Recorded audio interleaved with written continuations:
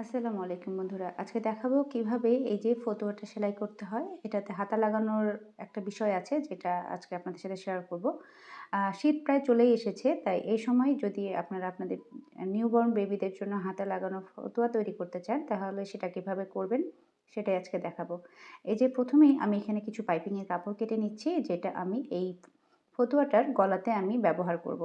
আড়াআড়িভাবে কাপড়টাকে কেটে নিলাম এবং আড়াআড়িভাবে বসিয়ে নিয়ে সেলাই করে নিচ্ছি। কীভাবে করলাম ভিডিওতে দেখে নিশ্চয়ই বুঝতেই পেরেছেন। আর বাই স্টেপ তৈরি করার অনেক অনেক ভিডিও আমার পেজে আছে, একটু চাইলে পেজটাকে ভিজিট করে দেখে নিতে পারেন।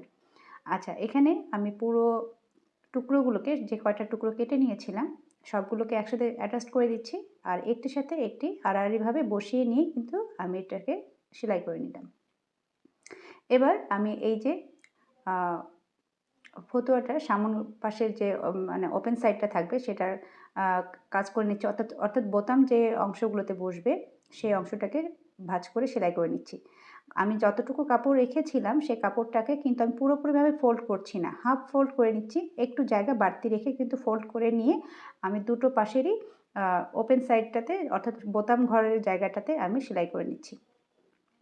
এই অংশটা একটু গুরুত্বপূর্ণ, কারণ মানে আমি যে পুরো কাপড়টা ফোল্ড করলাম না, এটারও একটা বিশেষ কারণ আছে। এই যে দেখুন, আমি এখন এটাকে বসিয়ে নিচ্ছি। এই পুরো কাপড় ফোল্ড না করার কারণে একটির ওপর আরেকটি বসে গেল।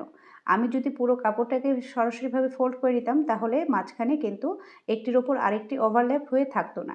এখানে মানে বোতাম লাগানোর জন্য অবশ্যই একটি পার্টের সাথে আরেকটি পার্ট ওভারল্যাপ হয়ে থাকতে হবে। এটার জন্যই এই কাজটা করা। এখন আমি দুটো পার্ট অর্থাৎ সামন পার্ট এবং পেছন পার্টটাকে সমান করে নিয়ে কাঁধের অংশটাকে জোড়া লাগিয়ে দিচ্ছি। আর কাঁধের অংশটা একেবারে সিম্পলভাবে আমি বসিয়ে নিয়ে কিন্তু সেলাই করে দিলাম, যেভাবে আমরা সাধারণত করে থাকি। এই যে এবার আমি এই গলার অংশটাতে আমি পাইপিংটাকে ব্যবহার করব। আমি গলার পাইপিংটাকে সোজা পাশ মুখোমুখি করে নিয়েছি। আমি সোজা পাশে দুটো পার্টেরই সোজা পাশ ওপরের দিকে রেখেছি। পাইপিংয়ের কাপড়ের সোজা পাশটা ওপরের দিকে এবং ফ্রকটার সোজা পাশটা ওপরের দিকে। আমি শুরুটা করে দিলাম সেলাইয়ের। আর এই অংশটাতে সেলাই করতে একটা টিপস আপনাদের সাথে শেয়ার করতে চাই। এই যে আমি সে কাজটা করছি, এখানে কিন্তু আমি ফতুয়ার কাপড়টাকে ইজিভাবে রেখেছি, কিন্তু আমি পাইপিংয়ের কাপড়টা সামান্য একটু টান দিয়ে ধরে নিয়ে তারপর কিন্তু সেলাইটা দিচ্ছি। এটা খুব গুরুত্বপূর্ণ, এই কারণে বলছি, আপনি যদি এভাবে সামান্য একটু হালকাভাবে টেনে ধরে সেলাইটা দেন, আপনি যখন কাপড়টাকে মুড়িয়ে সোজা পাশে পাইপিংটাকে সেলাই করবেন তখন অটোমেটিক্যালি আপনার এই পাইপিংটা মুড়িয়ে সেলাই হয়ে যাবে, মানে বসে যাবে কাপড়টা, আর খুব সুন্দর ফিনিশিংয়ের সাথে সেলাই করতে পারবেন। আমি এর এন্ডিং পয়েন্টটাকে, কাপড়টাকে যতটুকু লাগবে রেখে বাকিটা কেটে ফেললাম, আর বাড়তি কাপড়টাকে মুড়িয়ে আমি ওপর দিকে রেখে তারপর সেলাই করে দিলাম। এই যে দেখুন, খুব সুন্দরভাবে রাউন্ডভাবে বসে গেছে কিন্তু। এবার এই যে কাপড়টাকে মুড়িয়ে আমি সেলাইটা শুরু করেছিলাম, এই কাপড়টাকে খুলে নিয়ে এবার ২ বার মুড়িয়ে নিয়ে আমি পাইপিংটাকে সোজা পাশে বসিয়ে দিচ্ছি। ভালো করে লক্ষ্য করুন, যারা সেলাই কাজে একেবারে নতুন, আজকে তাদের জন্যই আমি ভিডিওতে কোনো ফাস্ট ফরওয়ার্ড রাখিনি। সরাসরি আমি এটাকে বিস্তারিতভাবেই দেখাচ্ছি। আর যারা সেলাই কাজে একেবারে নতুন, আশা করি আমার আজকের ভিডিওটা যারা সেলাই কাজে একেবারে নতুন আপুরা আছেন তাদের অনেকটা কাজে লাগবে। বরাবরই অনেকে অভিযোগ করেন যে আমি খুব দ্রুত দেখাচ্ছি, খুব ফাস্ট ফরওয়ার্ড দিচ্ছি। অ্যাকচুয়ালি অনেক ভিডিওতে আমাদের কিছু লিমিটেশন থাকে, যেমন ৩০ সেকেন্ডের ভিডিওগুলো, ৯০ সেকেন্ডের ভিডিওগুলোতে আমাদেরকে অল্প সময়ের মধ্যে অনেক কিছু দেখাতে হয়, যার কারণে ফাস্ট ফরওয়ার্ড ব্যবহার করতে হয়। এটা আমার আজকে যেহেতু আমি লং ভিডিও দিয়েছি, তাই আমি এখানে কোনো ফাস্ট মানে ফরওয়ার্ড মোড আমি ব্যবহার করিনি। আপনারা যদি ভালো করে লক্ষ্য করেন, আজকের কাজগুলো কিন্তু ভালো করে দেখলে আশা করি আপনাদের বুঝতে সুবিধা হবে। তারপরও যারা দেখা যাচ্ছে প্রথম দেখাতে ভিডিও বুঝতে পারেন না বা সেলাইটা বুঝতে পারেন না, তাদের কাছে রিকোয়েস্ট থাকবে অবশ্যই রিপিট করে ভিডিওগুলো দেখবেন, বোঝার চেষ্টা করবেন এবং সেই অনুযায়ী কাজ করার চেষ্টা করবেন। আশা করি আপনারাও খুব সহজে পারবেন।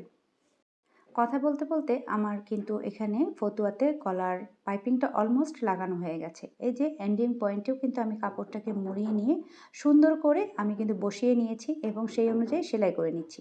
এবার হাতাটাকে লাগিয়ে নেব, আর এই নিয়মেই কিন্তু আপনারা লম্বা হাতাও লাগাতে পারবেন। আমি হাতার মুহুরিটাকে সেলাই করে নিচ্ছি, আর সেমভাবেই দুটো হাতারই মুহুরি আমি সেলাই করে নেব। এই যে দ্বিতীয় হাতাটাও আমি সেলাই করে নিচ্ছি। আর এবার আমি এটাকে ফতুয়ার সাথে জয়েন করব। আমি ফতুয়ার সোজা পাশ এবং হাতার সোজা পাশ মুখোমুখি করে রেখেছি। আর দুটোরই মিডল পয়েন্টটাকে একটির সাথে আরেকটি মিলিয়ে নিয়ে আমি মাঝখান থেকে সেলাইটা শুরু করেছি। আচ্ছা, মাঝখান থেকে আমি এক সাইড আগে প্রথমে জয়েন করে নিচ্ছি আর কাপড়টাকে সুন্দর করে মিলিয়ে ধরছি। আমি কিন্তু কোনো অংশের কাপড় টেনে ধরিনি, একটু খেয়াল করবেন। আমি কিন্তু ইজিভাবেই কাপড়টাকে ধরেছি এবং সুন্দর করে সমানভাবে বসিয়ে দিয়েছি। যেহেতু হাতার কাপড়টা একটু রাউন্ড করে কাটা, আর বগলের হাতার বগলটাকে ফতুয়ার বগলটাকেও সুন্দর করে সমানভাবে মানে সে হাতার কাপড়ের সাথে মিলিয়ে নিয়ে বসাতে হবে। দ্বিতীয় পাশটাকেও আমি সেমভাবে মিডল পয়েন্ট থেকে সেলাইটা শুরু করে আমি হাতাটাকে সেট করে নিচ্ছি। এই যে দেখুন, আমার হাতাটা লাগানো হয়ে গেছে। এবার এই হাতাটার আমি মুহুরির অংশটা সেলাই করে নেব এবং এই সেলাইতেই কিন্তু আমি ফতুয়াটার বডি পার্টটাকেও একেবারে জয়েন করে ফেলবো। এটা ছোট বাচ্চাদের ফতুয়া, এই জন্যই কিন্তু এই নিয়মে সেলাইটা করা। আর যদি বড়দের ফতুয়া হয় তাহলে কিন্তু আপনারা হাতটা আলাদাভাবে সেট করে নেবেন। যেহেতু একেবারে নিউবর্ন বেবিদের জন্য এটা তৈরি করা, তাই এখানে একেবারে আমি সেলাইটা দিয়ে দিচ্ছি।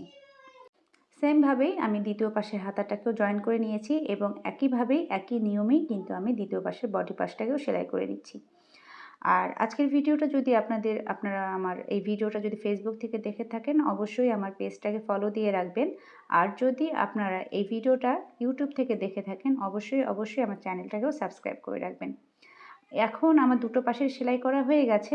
এবার আমি নিচের যে পার্টটা রয়েছে সেখানে আমি সেলাই করে নেব। দুইবার মুড়িয়ে নিয়ে আমি সেলাইটা শুরু করছি। আর যতটুকু চওড়ার জন্য আপনারা কাপড় রেখেছেন, অর্থাৎ যতটুকু কাপড় আপনারা এক্সট্রা নিয়েছেন সেটাকে মুড়িয়ে নিয়ে সেলাই করবেন। আর এই অংশটা কিন্তু একেবারেই আমাদের কামিজের সাইড ফাড়া সেলাই করার মতোই সেম নিয়মেই এখানে সেলাইটা করতে হচ্ছে। সেটা ভিডিওতে দেখে নিশ্চয়ই বুঝতেই পারছেন যে আমি কাজটা কিভাবে করছি। এখানে এখানে এই কাজের পরিধিটা কম, কিন্তু নিয়মটা কিন্তু সেমই। যারা একেবারে কামিজের সাইড ফাড়া সেলাই করতে পারেন না, তারা কিন্তু এইখানে ভালো করে দেখে নিয়ে বুঝতে পারবেন বিষয়টা যে কিভাবে আসলে কাজটা করতে হয়। আমি কিন্তু দুটো পার্ট সেমভাবে বসিয়ে নিয়ে মেজারমেন্ট ঠিক রেখে কিন্তু সেলাইটা করছি। আর সেলাই করার সময় কিন্তু আমি যে মেজারমেন্টটা নিয়েও নিলাম, সেটাও কিন্তু আপনারা ভিডিওতে দেখে নিশ্চয়ই বুঝতেই পেরেছেন। এভাবে কাজ করার সময় কিন্তু আপনারা মেজারমেন্টগুলো ঠিক রাখার চেষ্টা করবেন। এভাবে মেপে নিয়ে দেখে আপনারা সেলাইটা করবেন। তাহলে আপনাদের উভয় সাইডের সেলাইগুলো সমান থাকবে, সুন্দর থাকবে। দ্বিতীয় সাইডটাকেও আমি সেমভাবে সেলাই করছি, যেভাবে আমরা কামিজের জন্য কাজটা করে থাকি।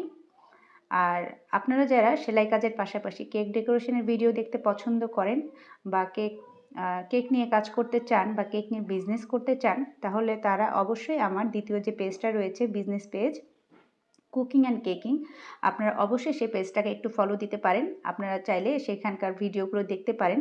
আমি ওখানে আমার কেক ডেকোরেশনের ভিডিওগুলো শেয়ার করে থাকি। সেম নামে কিন্তু আমার ইউটিউবে চ্যানেলও রয়েছে, সেখানে আমার রান্নার ভিডিওর সাথে সাথে কেক ডেকোরেশনের ভিডিওগুলো দেওয়া থাকে।